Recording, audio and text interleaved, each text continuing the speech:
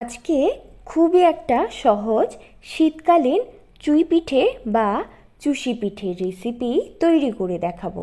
সবার প্রথমেই কড়াইটা গ্যাসে বসিয়ে 1.5 কাপ পরিমাণে জল কড়াইতে ঢেলে দিচ্ছি। এবার 1 চা চামচ নুন জলের মধ্যে দিয়ে জলটা ফুটিয়ে নিচ্ছি। 1.5 কাপ পরিমাণে চালের গুঁড়ো দিয়ে দিচ্ছি। গ্যাসের ফ্লেমটা মিডিয়াম টু লোতে করে একটা ডো তৈরি করে নিচ্ছি। এবার গ্যাসের ফ্লেমটা বন্ধ করে 5 মিনিটের জন্য ডোটা ঢেকে রেখে দিচ্ছি। 5 মিনিট পর একটা থালাতে ডোটা ঢেলে নিচ্ছি। এবার ডোটা হালকা ঠান্ডা হলে হাতে একটু জল লাগিয়ে ভালো করে মেখে নেব। হালকা গরম থাকা অবস্থাতেই মেখে নিতে হবে।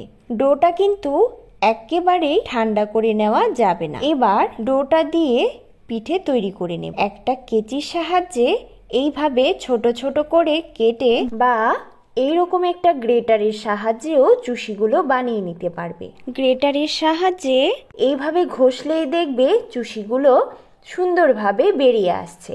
এইভাবেও রেখে দিতে পারো, আর না হলে এইভাবে 2 হাতের সাহায্যেও পিঠেগুলো বানিয়ে নিতে পারো। কিংবা হাত দিয়ে ছোট ছোট লেচির মতো নিয়ে এইভাবে 2 হাতের তালুর সাহায্যে পিঠেগুলো রেডি করে নিচ্ছি। দেখো, পিঠেগুলো বানিয়ে নিয়েছি, দেখতে খুবই সুন্দর লাগছে।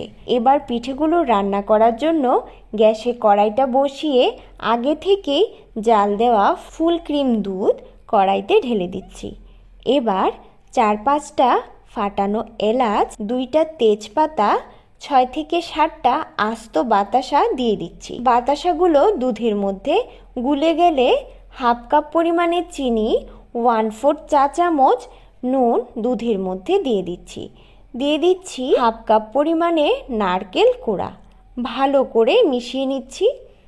দুধটা একটু ফুটতে শুরু করলেই বানিয়ে রাখা চুষি বা চুই পিঠেগুলো ফুটতে থাকা দুধের মধ্যে দিয়ে দিচ্ছি।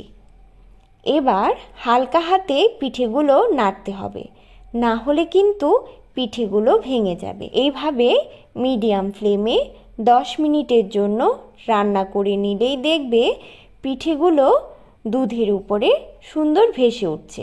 এইভাবে ভেসে উঠলেই গ্যাসটা বন্ধ করে দিতে হবে, না হলে পিঠেগুলো ঠান্ডা হলে আরও ঘন হয়ে যাবে। এই পিঠেগুলো গরম গরম খেতেও যেমন সুস্বাদু হয়, ঠান্ডা হলেও খেতে অনেক টেস্টি। আশা করি সম্পূর্ণটা ভিডিও তোমাদের খুব ভালো লেগেছে। আর যদি ভালো লেগে থাকে তাহলে অবশ্যই চ্যানেলটা সাবস্ক্রাইব করে পাশে থাকা বেল আইকনটা প্রেস করে কমেন্ট করে জানাতে কিন্তু একটুও ভুলবে না। ধন্যবাদ।